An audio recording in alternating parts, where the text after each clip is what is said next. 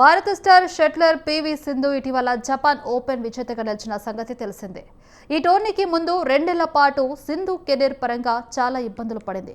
ప్రతి టోర్నీలో బరిలో దిగి 1-2 రౌండ్లలోనే ఇంటి ముఖం పట్టింది.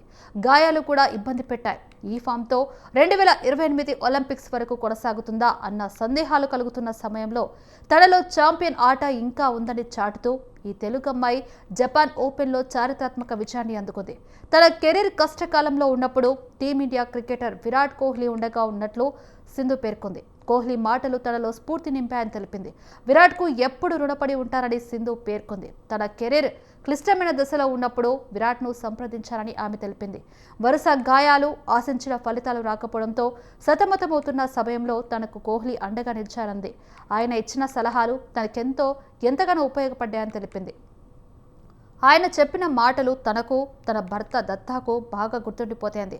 కొన్ని సంభాషణలు ఆలోచన తీరులో మార్పు తెస్తాయని సింధు వివరించింది.